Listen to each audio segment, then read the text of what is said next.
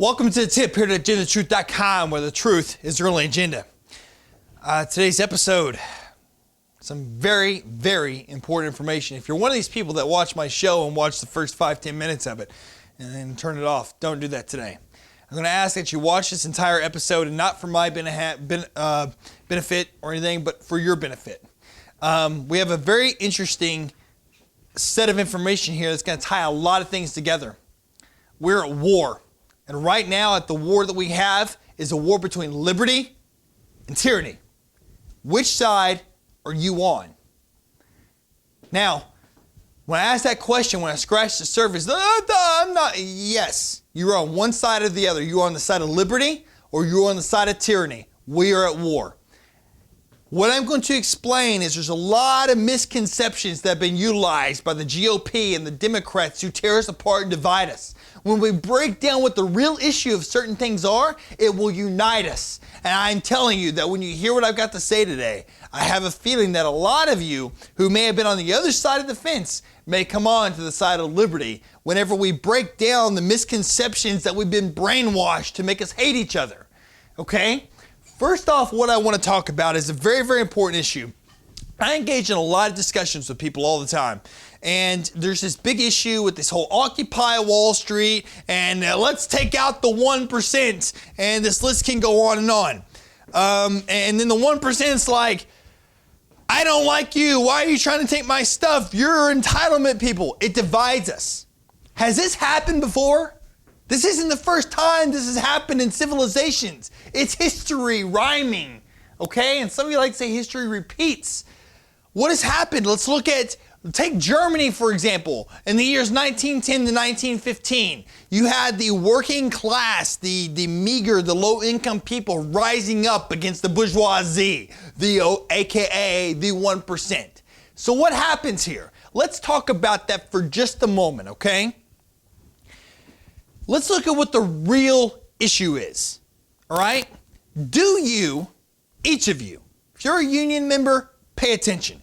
If you're a liberty lover, pay attention. If you're the bourgeoisie or the 1%, pay attention. If you're the 99%, pay attention. Do you believe in property rights? Do you?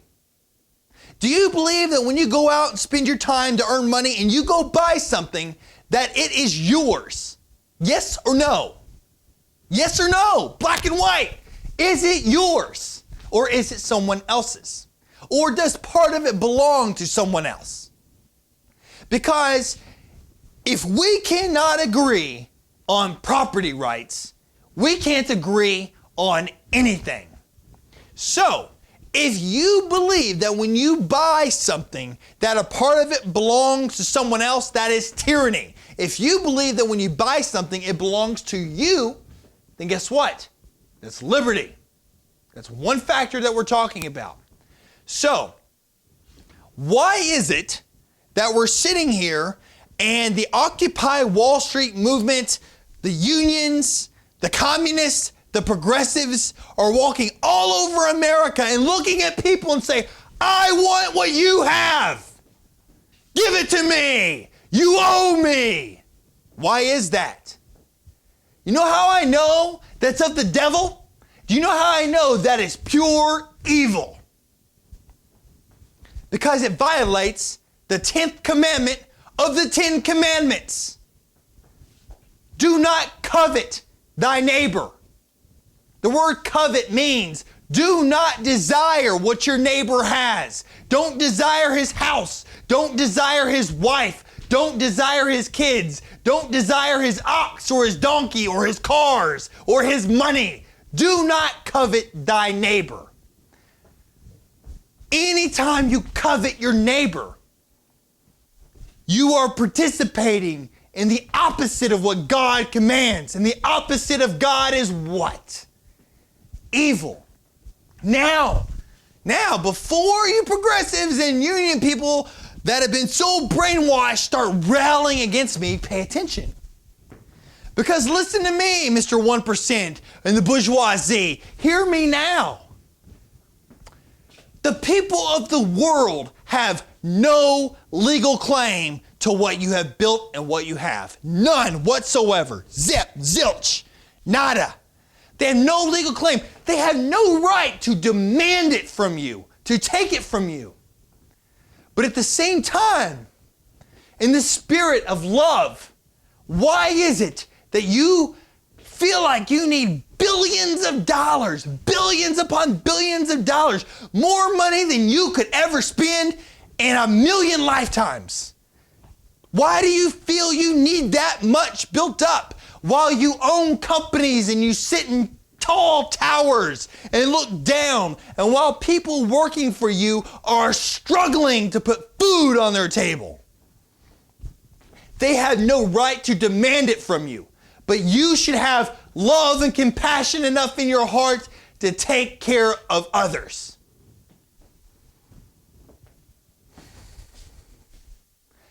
Does that make any sense? I have built businesses my whole life. And yes, I risk a lot because I put up a lot of money to run them. Businesses fail every day. I've had more businesses fail than I've had businesses succeed. But I tell you what, I would never want to sit there and be dining out on prime rib every single night of the week, flying around in a private jet while someone who worked for me and their children were starving. Does that make any sense? I don't believe in entitlements. I don't believe in handouts. Working for me is tough. You know why? Because I make you prove your worth. We're in a society of when we hire someone these days, they want to come in and do what? I'll show you what they like to do. Today, in society, here's what the majority of people want to do when they get a job. Give me my paycheck.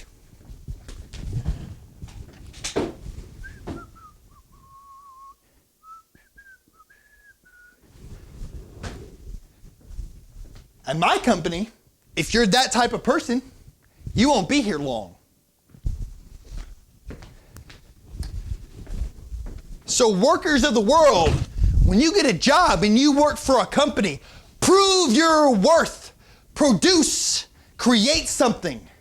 And employers of the world, when you have employees who are giving you 110%, reward them.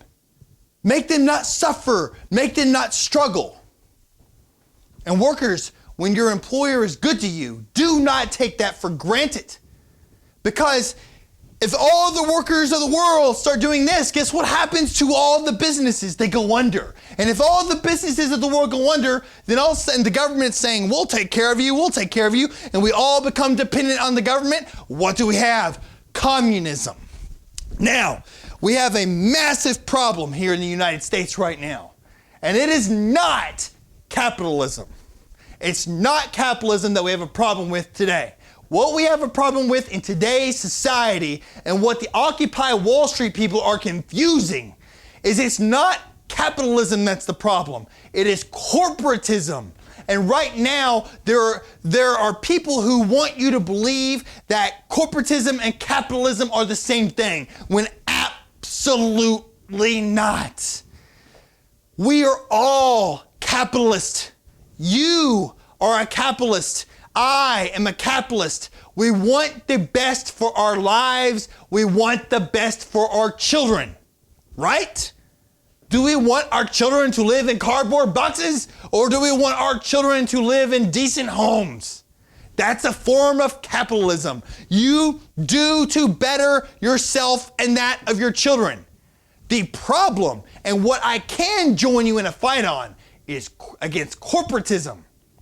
What we have today is we have big businesses and big companies all over America that are in bed with the government and politicians. And what happens is the politicians create one set of rules that we all have to follow, while they create a special set of rules for the big banks and the big companies and the large people with the money bags, the George Soroses of the world, the Mitt Romneys, the Warren Buffetts, the GE plants, the big oil Exxon, the huge coal companies. They get one set of rules while the rest of us have to play by another set of rules. Now, how does this work? Let me tell you what happens in Washington all the time. Now, I'll say this, that not every single politician engages in this, but the large majority of them do.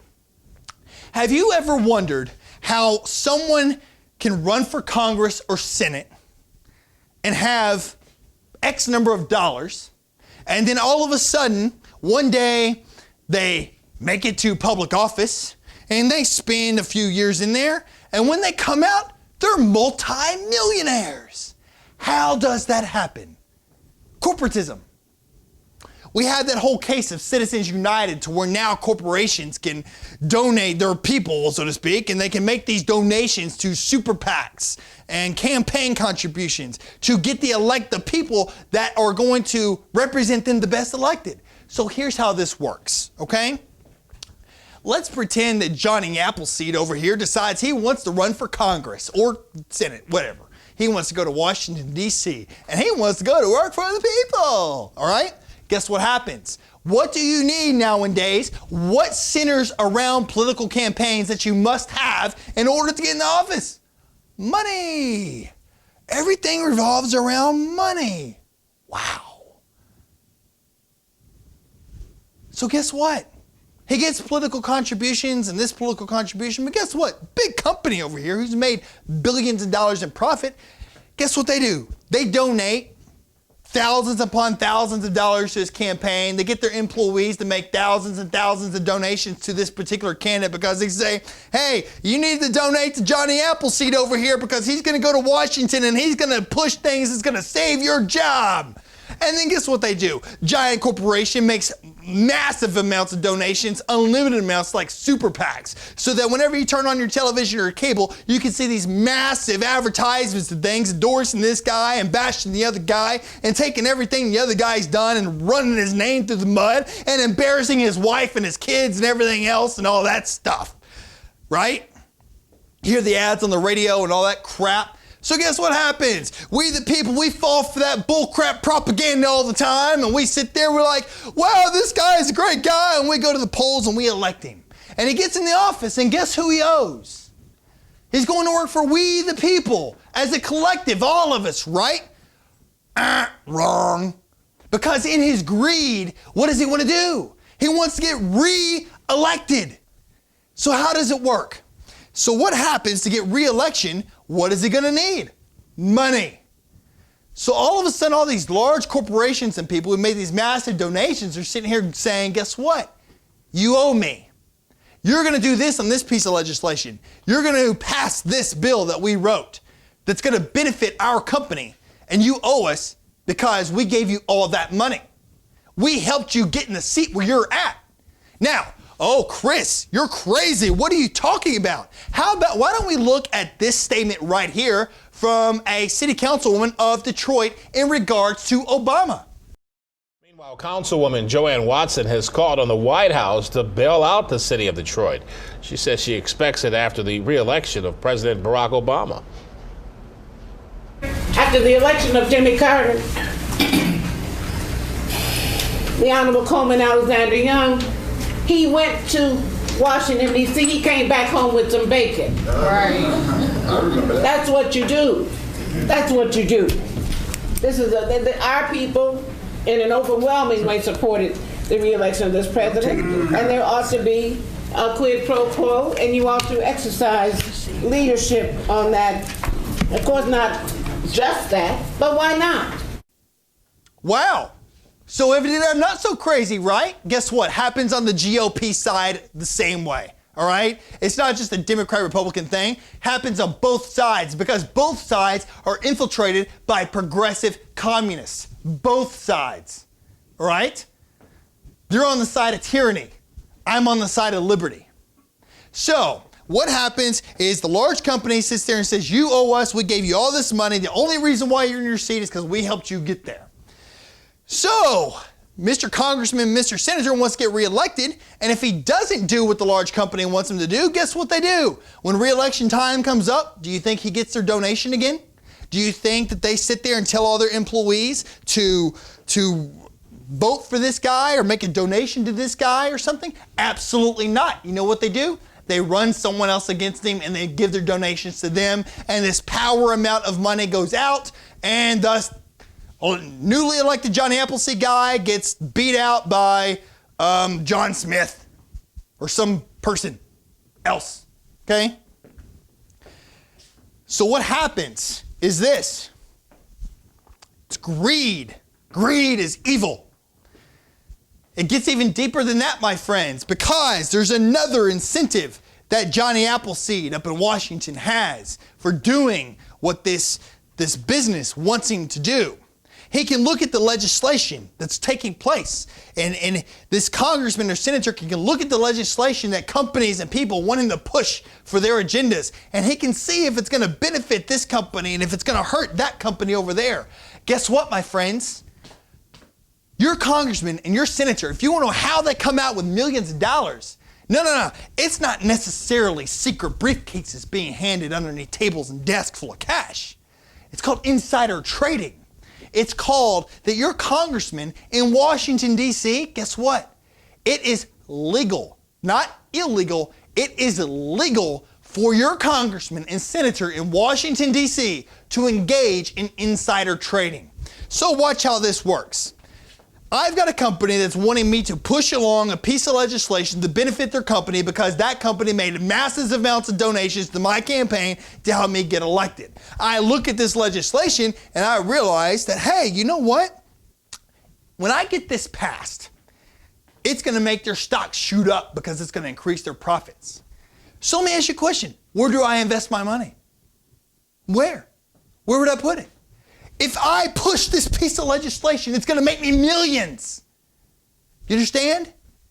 Or maybe I've got my stocks in this company over here, but if I push this piece of legislation, I know it's going to hurt their profits. So you know what I do? I'll push this along, but wait till next week. Yes, JP Morgan Chase. Yes, I need to speak with my broker, please. Oh, yeah, I'll hold. Hey, what's up, Carl? How are you doing, buddy? Yeah, I enjoyed getting together last week with the kids and everything. It was great. Hey, I need you to do a favor. You know those 20,000 shares that I own of XYZ company? Yeah, can you do me a favor? Can you put in a sell ticket for the entire thing, please? Well, yeah. No, don't deposit it to my account. What I need you to do is, once you sell it, transfer the funds and buy up 15,000 shares of ABC Company. All right, thanks, Carl. See you next week. Then what do?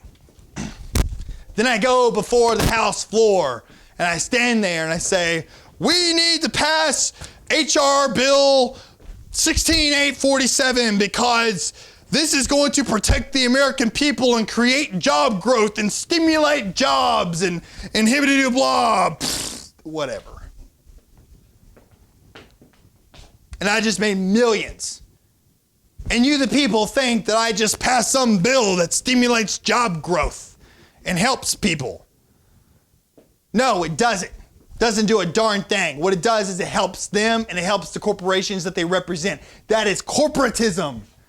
Capitalism, my friends, is a good thing. That's your small business owner. Capitalism is your next door neighbor. Capitalism is the small business down the street. Capitalism is the person who cuts your hair. It's the person who pumps your gas. It's the grocery store that you go to feed your family. Capitalism is the guy who changes the oil in your car.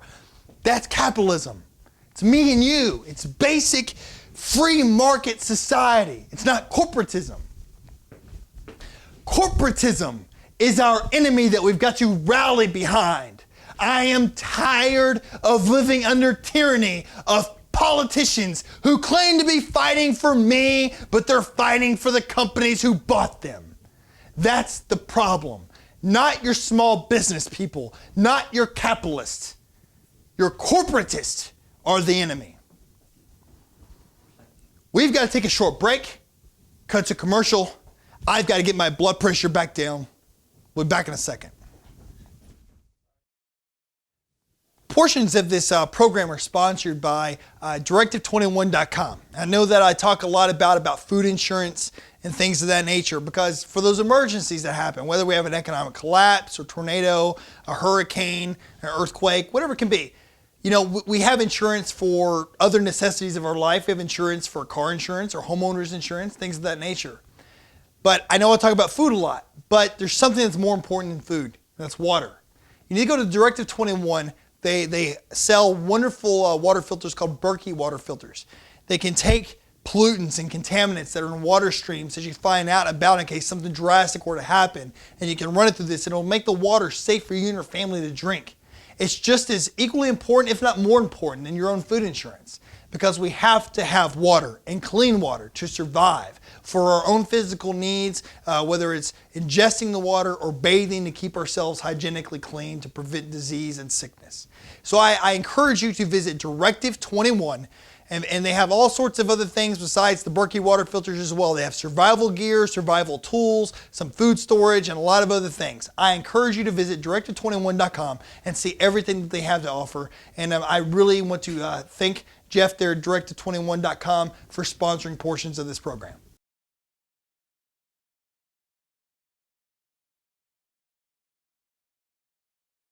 All right, welcome back. My blood pressure did not go down, so this is going to be a continuously interesting episode. If I die of a heart attack, at least I'll be happy with the message that I left the world. I had a person ask me whenever I explained the corporatism and this, I had a person who questioned me about unions and how I feel about unions. Let me tell you exactly how I feel about unions. Us liberty-minded people, we've been so brainwashed by the GOP that we should just hate unions because they're for the other side. And guess what? They are, but they're not. They are, but they're not. Hear me out. I love what a union was created for and what it stands for, but I hate what you've become. Do you understand? I love what a union is for, but I hate what you've become. What has happened is a union is a collective group of people toward one movement. What has happened is the progressives and the communists see power in numbers, and therefore they infiltrated you just like they've infiltrated our politics, just like they've infiltrated the Democrats, they've infiltrated the GOP, they have infiltrated the unions and have taken you and moved you toward a communist movement. They are using you. You are being used to fulfill a communist progressive agenda. Period. A union was created because if you worked for a company, such as the days when the coal companies would try to control every aspect of your lives by making you live in houses they provide you and pay you in currency that could only be used at the coal general store and things, and made you do slave labor that was unsafe so that they could scrape by and save money for themselves, that greed again. What happens is if you're in an unsafe working environment and being treated unfairly, if one person goes to the supervisor or the boss and says, this is unsafe, people are going to get hurt, we're struggling, we need to be fed better, we need to be paid better. If one person does it, what does Mr. Moneybags do? Ha ha ha ha, go away little peasant. Right? But if you come together as a unit and say, hey, this is unsafe. Hey, we're all struggling. We need more. We need to be able to provide for our families and live the American dream. Then as a collective unit, Mr. Moneybags has to say, wow, maybe this one person isn't crazy. Maybe there's something wrong with my thinking. Therefore, let me make the conditions of my workers better. The union is made for the company. And instead, you are being utilized to change the geopolitical spectrum. And you are forcing what is supposed to be for you and your environment upon others who have nothing to do with your environment. You are doing things that should be done in your workplace to better the lives of your family. But what you're doing is in the same process, you are destroying the lives of my family. Do you understand? So what good is it to try to do something good if you destroy? What good is it?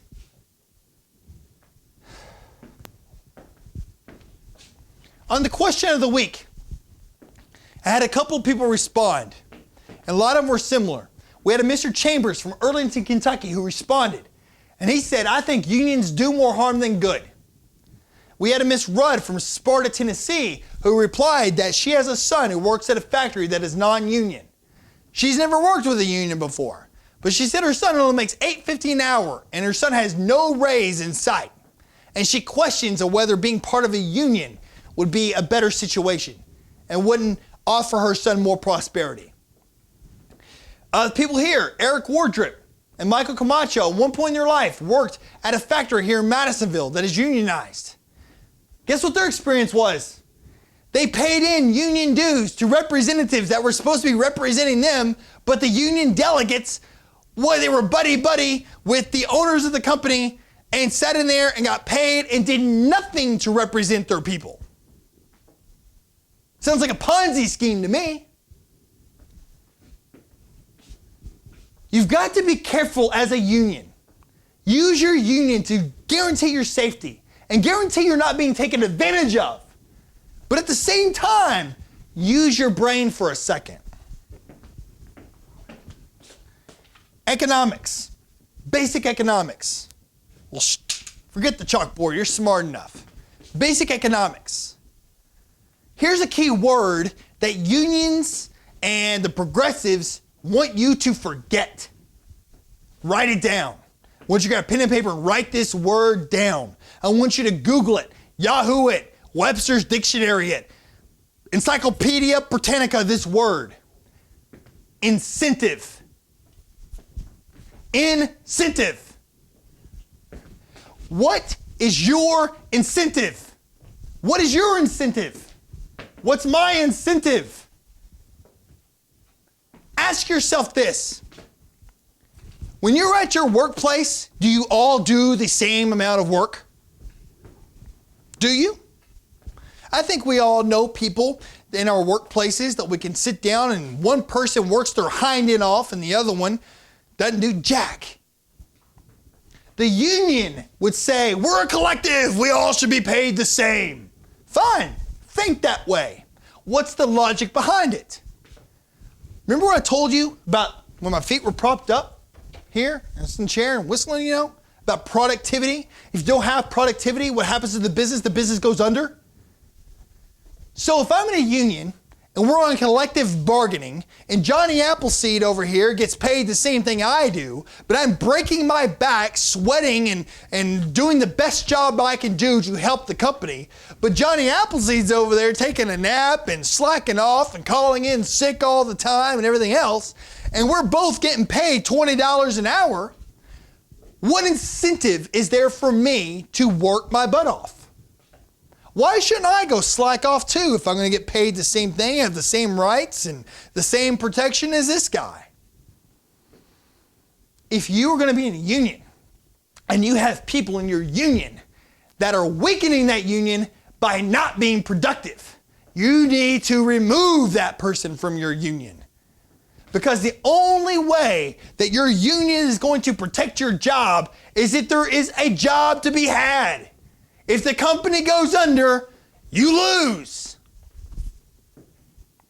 If you are not producing to where the company can make a profit, you lose. As a collective.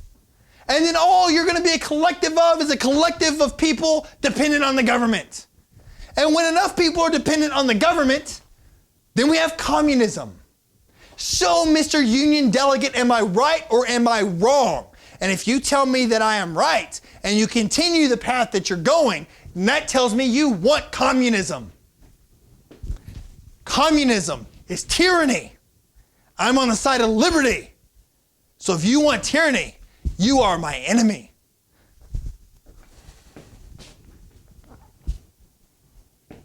Unions, incentive.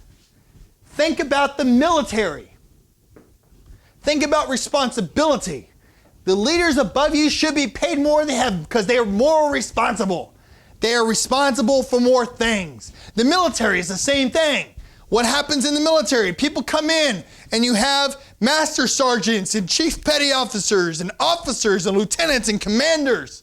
And what happens? You're all one unit, but you have leaders. And in order for people to want to do more work and take on more responsibility, do they not have to be incentivized? But the difference, my friends, in America is we are not the military. We are not a military society, but we are becoming that. And you know what that is? You know what a military government society is? Communism. And we are becoming more and more like that with every passing day. Woo! Now, let's get down to another part of business here. Let's talk about communism. So with China. Talk about China for a minute. That big, wonderful red flag with the yellow stars on it. China just surpassed the United States. Look at this report from the AP Impact. China just surpassed the United States as the world's largest trade partner.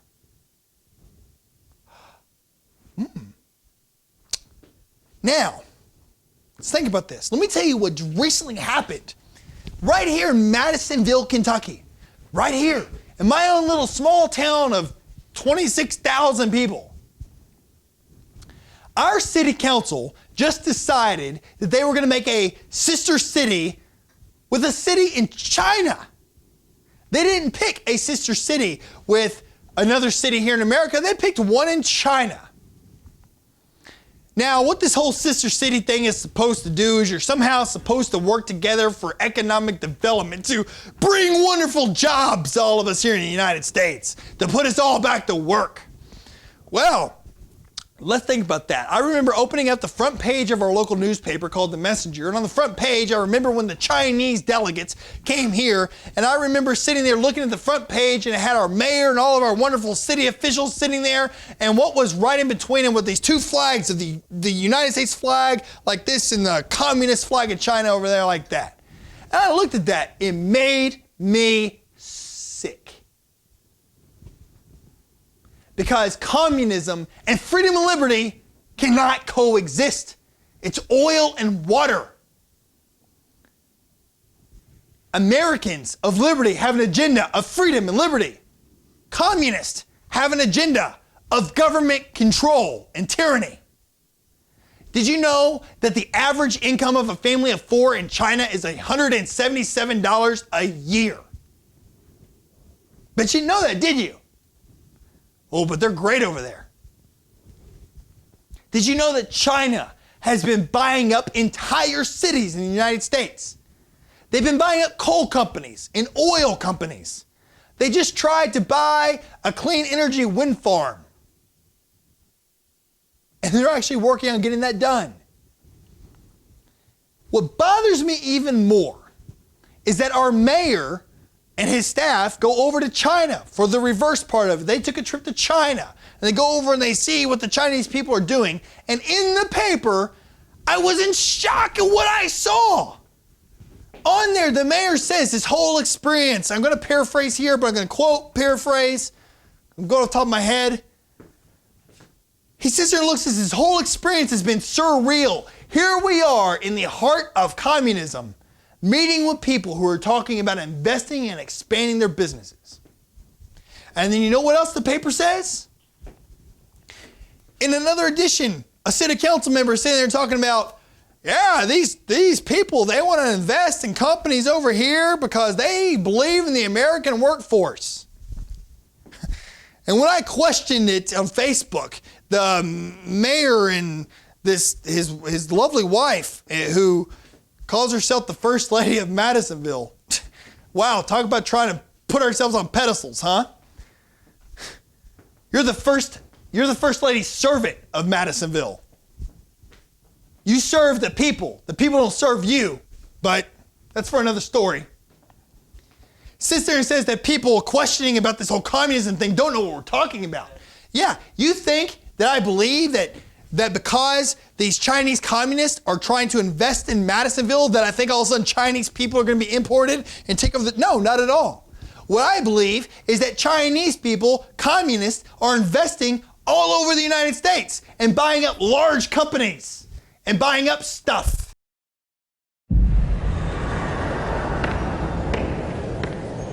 为什么强大的国家都会走向灭亡呢？古希腊、罗马帝国、不列颠帝国、美国，因为他们都犯同样的错误，与原来使得他们成功的原则背道而驰。美国政府企图以庞大的开支和税收来摆脱严重的经济衰退，巨额的所谓刺激开支。 庞大的医疗改革，政府接管私有企业，债务累累。当然，我们是他们的大债主。现在他们都得给我们干活。And guess what? We the people will sit there and go, "Oh, great job, thank you, I got a job." Who are you working for if a communist owns the company? You're working for a communist. Now, why is that such a big deal? Well, we already have corporatism in America. It has infiltrated our entire political, geopolitical spectrum is a corporatist issue. Large companies, the banks, the coal companies, the oil companies, the gas companies. The what? They control our politicians. And so if I'm China and I come in and I'm buying large corporations, and it's the corporations that control and make the donations to the politicians. Then let me ask you a question. How long is it going to be before it's the communist owners of the companies of America that are influencing our politicians to further the agenda of communism? That is what I'm mad about and worried about, Mr. Mayor. That is the threat that you have brought to our country. Maybe it is you who doesn't know what you're talking about.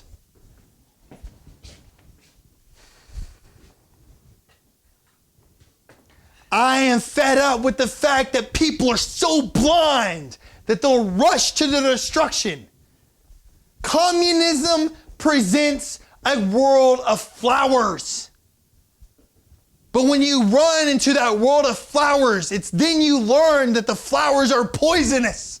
And it kills off your society. It kills off your productivity. It kills off your national pride. It kills off your freedom of religion. It kills religion in general because the government is the religion.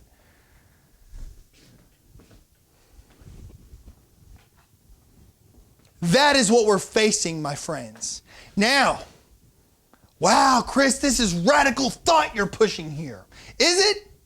It follows Tytler's cycle of democracy. Alexander Tytler was a Scottish English lawyer. I think he was born in 1776. And I think he died in 1813. You know what he said? There's a cycle. It's called Tytler's cycle of democracy. He said a democracy cannot exist for more than around 200 years.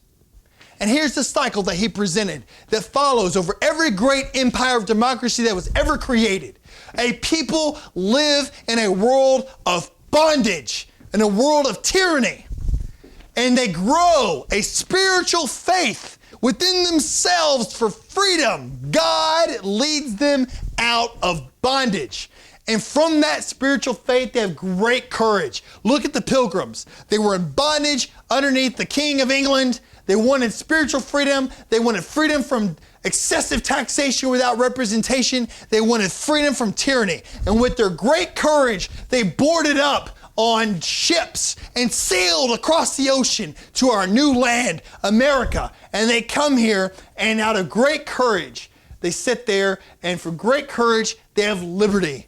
Freedom and liberty from tyranny and oppression. Freedom. And from that liberty brings them great abundance. They are abundant with stuff. They prosper, they bloom underneath freedom and liberty. The opposite of communism and tyranny and oppression. But in that abundance, they get complacent. Wow, we can do what? Proper feet up on the desk? Whistle? Look how great we've got it. The work's over with. No, they get complacent. And in that complacency, they forget how they got their liberty. And for complacency, they become apathetic. They don't care anymore. Apathy. Who cares? Who cares about the way it was in the past? No big deal. What do they say? They say the same thing that all the cowards of every great civilization have said. And I say cowards. Nothing can happen to us. Why would you think that America is immune to the same destruction that happened to Rome, or happened to Greece, or happened to Athens, or happened to the Soviet Union, or happened to the list can go on and on? Why? Garrett just pointed something out. The Titanic. The Titanic was an unsinkable ship. Why don't you ask the submarine divers who see it at the bottom of the ocean every day if it was an unsinkable ship? It was taken out by an iceberg. Cowards say nothing can happen to us, when the truth, the courage it takes to say is, we are on the wrong path. Turn around. Go against the norm, because everyone is complacent and apathetic. Everyone is complacent and apathetic. It takes courage to speak out and tell people the truth. We are on the wrong course. Wake up, my friends. Wake up. And from apathy, Tytler says the society will return to dependence. Dependence. Would you agree that we have not been living in a society of dependence? I believe in helping my fellow man, but I do not want them dependent. I want to help them. And helping them become dependent does not help them. You teach a man to fish, you feed him for his life. You give a man a fish, you feed him for a day. You teach a man a fish, you feed him for life. Which one do you want to be? Do you want to live in tyranny, to where you have to do what you're told to get your fish, to be given your daily bread, but be a slave and subject to a master? Or do you want liberty, to where you say, I'll go get my own fish. I'll go create my own bread. Which one do you want? Which side are you on? Are you on this side of liberty, or are you on this side of tyranny? Now, this isn't done. This isn't done. What's the last part, my friends, of Tytler's cycle of democracy? We go from dependence back to what?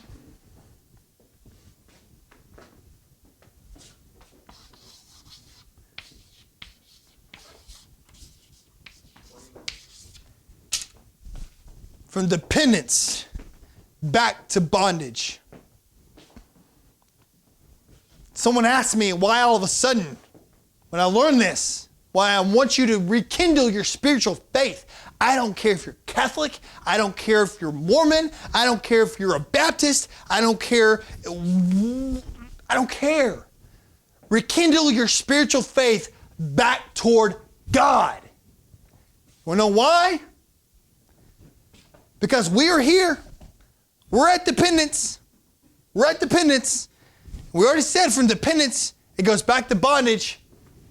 So the only way, my friends, that we are going to be able to skip going back into bondage is if society and our people will turn their eyes back toward God and rekindle our spiritual faith. And from our spiritual faith, derive great courage to stand up against the tyranny and the progressives and the infiltration that has entered America. And from our great courage, fight the system and restore ourselves back to freedom and liberty. And from freedom and liberty, we will have, once again, abundance. You won't need anyone to give you your fish or give you your bread. You'll be able to provide as much fish and as much bread for yourself as you like. But we have to be united as a union. As a union.